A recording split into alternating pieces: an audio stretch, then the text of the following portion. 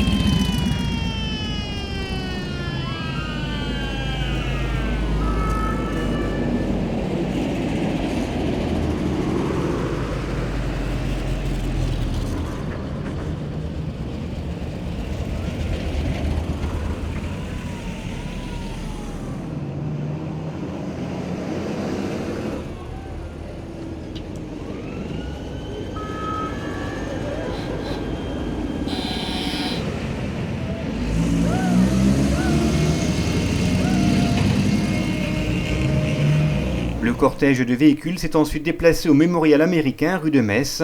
Sur place, Lionel Fournier, maire de la ville, accueillait Amy Wessling, consul général des États-Unis, venu spécialement pour l'occasion. J'essaie d'assister à beaucoup de ces commémorations. Je ne peux pas tout faire, mais j'ai pensé qu'aujourd'hui c'était particulièrement importante parce que nous avons les familles du capitaine Henderson qui était ici à la tête du bataillon à Romba. Et nous avons aujourd'hui plusieurs membres de sa famille même qui sont venus aujourd'hui. Malheureusement, il est décédé en 2000. Mais nous avons un mémorial que les citoyens de Romba ont établi au centre de la ville pour dire merci aux soldats américains. Et c'est une raison pour laquelle je pensais que c'était très important pour moi d'assister à cette commémoration aujourd'hui.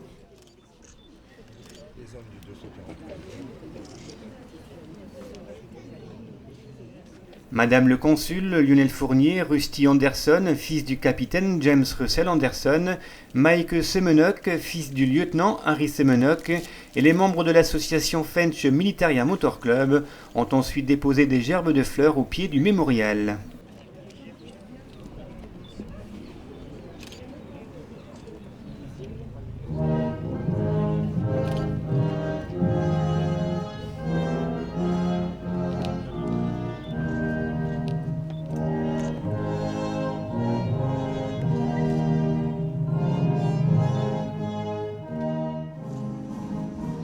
Après les hymnes américains et français, l'Assemblée s'est ensuite rendue au monument aux morts pour un nouveau dépôt de gerbes, deux hommages successifs qui ont marqué les Américains. I'm so honored to be able to Je suis tellement honoré de revenir ici à Romba où mon père a combattu ici pendant la guerre. Il m'a parlé de Romba toute ma vie. And I'm so honored and I feel so proud to hear his Et je suis si honoré et si fier d'entendre son nom tellement cité à Romba. J'ai la chance d'être ici avec ma famille et nous espérons pouvoir revenir vous rendre visite bientôt. J'en savais pas mal sur Romba. Pendant les réunions annuelles du 243e bataillon d'artillerie de campagne, beaucoup de vétérans qui y assistaient avaient appartenu à la batterie A, qui était celle du capitaine Anderson. Ils racontaient plein d'anecdotes sur Romba. Et venir ici, après tant d'années, eh bien nous sommes vraiment enthousiastes. Beaucoup d'entre eux qui étaient ici pendant la guerre sont revenus après. Et je me suis dit aussi que je devais venir. Il fallait que je voie ça et que je rencontre les gens. Dans son discours, Lionel Fournier a rappelé les temps forts de cette libération.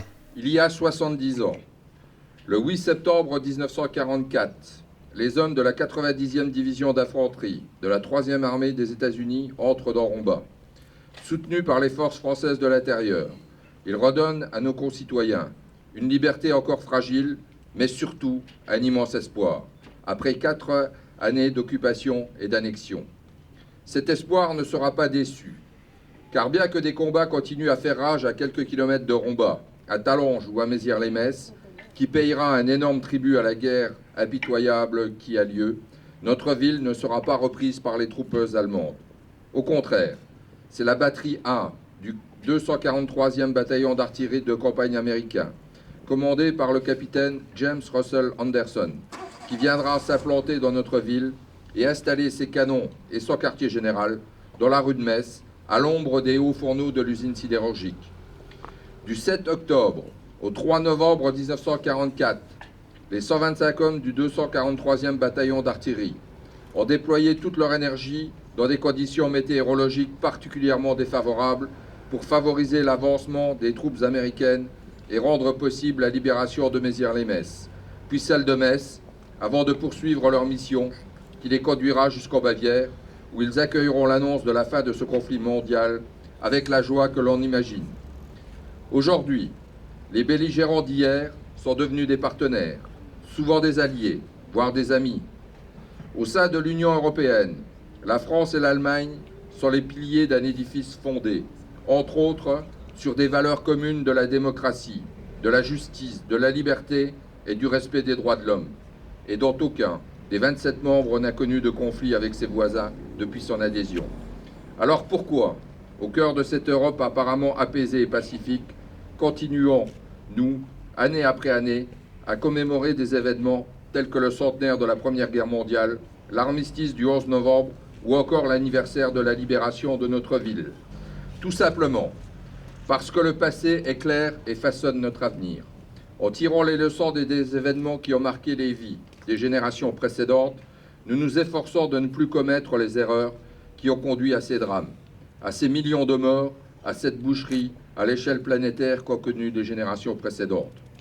Mais si nous continuons à commémorer ces événements et ces dates hautement symboliques, alors même que la plupart des personnes qui ont pris part ont aujourd'hui disparu, c'est aussi parce que nous avons toujours en mémoire ce qu'ils nous ont raconté et appris sur ces périodes qu'aucun de nous ne souhaiterait revivre. C'est enfin parce que, connaissant le courage de ceux qui se sont battus au péril de leur vie pour que la démocratie l'emporte sur la dictature, et que nous souhaitons leur rendre un hommage juste et durable. L'amitié franco-américaine a ses racines ici en Moselle, puisque c'est à Metz, le 8 août 1775, que le jeune marquis de Lafayette prit la décision de partir combattre pour l'indépendance américaine. Votre pays, Madame le Consul général, a eu l'occasion de prouver, lui aussi, son amitié pour la France et son attachement aux valeurs de la démocratie et de la liberté. Cette commémoration du 70e anniversaire de la Libération est donc une occasion de plus de consolider les liens d'amitié, d'estime et de respect mutuel qui unissent nos deux pays depuis plus de 2 siècles. Soyez persuadés qu'à Romba, la mémoire et la gratitude envers nos libérateurs continueront à se perpétuer. Vive l'amitié franco-américaine et vive nos libérateurs. C'est Amy Wessling qui a ensuite pris la parole pour un hommage appuyé à l'amitié franco-américaine. Je suis devant vous aujourd'hui, émue, touchée et reconnaissante. Reconnaissante parce que les habitants de cette ville ont su montrer une profonde amitié à mes compatriotes, émue par toutes les marques d'affection que vous avez su leur témoigner, et sincèrement touchée par le mémorial en ville en honneur des soldats du 243e bataillon d'artillerie. Je vous dis merci au nom du gouvernement américain. To my fellow Americans, À mes compatriotes américains, je dis merci d'être là aujourd'hui avec nous. Merci de garder cette amitié et cette mémoire vivante. your family members, Les membres de votre famille ont combattu pour la liberté, la démocratie et la paix dont nous pouvons bénéficier aujourd'hui. Ils n'ont pas combattu en vain. Ceux qui sont morts ne sont pas morts pour rien. vous connaissez tous mieux que moi, sans doute mieux que moi l'histoire de capitaine James Henderson, cet homme qui distribuait du chewing-gum aux enfants, et Miss Lipstick. Quelle belle histoire. Vous savez, j'ai eu l'occasion de lire beaucoup de récits de guerre des soldats, des jeunes soldats américains ces derniers temps. Ce qui est frappant, c'est la capacité des enfants de voir au-delà de la désolation de la guerre et au-delà des races, des langues et des ethnies. La guerre est toujours une tragédie. Mais comme le montre l'exemple de cette ville, Romba, et du capitaine Henderson, ainsi que Mademoiselle Lipstick, quelque chose de magnifique est né de toute cette désolation. Une amitié remarquable qui se poursuit d'une génération à l'autre, de même que le petit d'argent en ville autour de votre mémorial qui revit tous les printemps. Ma prédécesseur, Madame Galitha Brown, est venue inaugurer le mémorial en l'an 2000, et malheureusement, elle n'est plus de ce monde. Mais quand elle était ici, elle a parlé dans son discours de l'amitié entre la France et les États-Unis. Les habitants de cette ville sont un exemple parfait de cette amitié qui remonte à la création de nos deux nations. Vous avez ouvert vos portes aux GI américains. Vous les avez nourris et hébergés. Vous leur avez montré une solidarité dans une période et dans des conditions très difficiles. À travers l'histoire, à plusieurs reprises, la France et les États-Unis sont entrés en guerre à contre-cœur. La France et les États-Unis ont fait partie d'une grande alliance engagée dans un combat pour préserver la démocratie et les droits de l'homme. Cet engagement commun dans la bataille pour la liberté constitue un lien qui unira à jamais nos deux peuples. Malheureusement, comme M. le maire a dit, la liberté et la paix ne sont jamais acquises, ce que nous pouvons constater même aujourd'hui. La solidarité entre nos deux peuples dans le respect des valeurs de chacun est indispensable pour le maintien de la démocratie et des droits de l'homme. Le travail de mémoire que vous effectuez ici aujourd'hui est une partie intégrale du maintien de la paix et le respect entre les nations.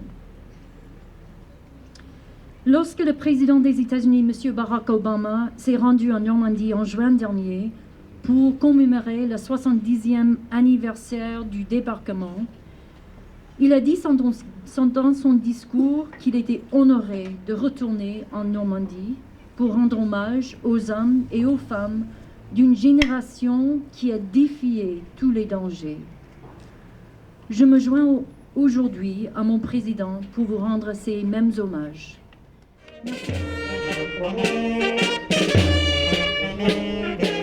L'Assemblée s'est ensuite rendue au rythme de l'harmonie municipale à Concordia au centre Burgère, où était offert le verre de l'amitié.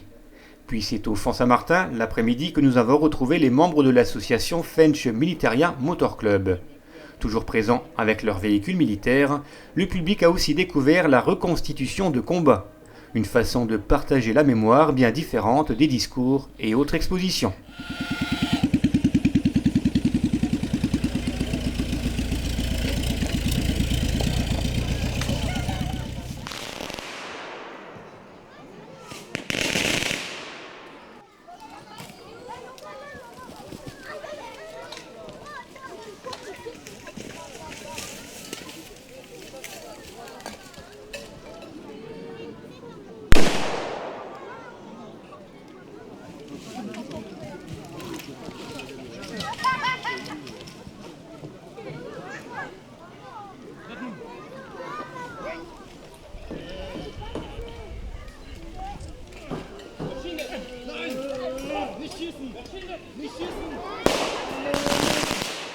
Ces différentes manifestations et cérémonies célébrant le 70e anniversaire de la libération de notre ville se sont donc achevées sous les pétards.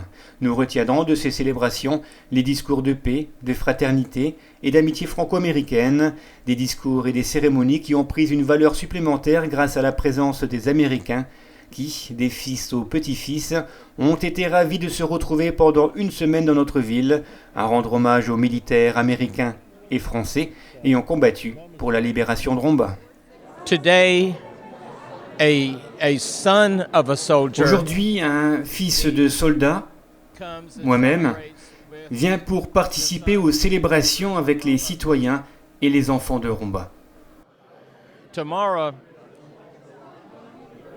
Demain, mes enfants, les petits-enfants du capitaine Anderson, viendront célébrer avec les petits-enfants de Romba sous les yeux de la génération suivante.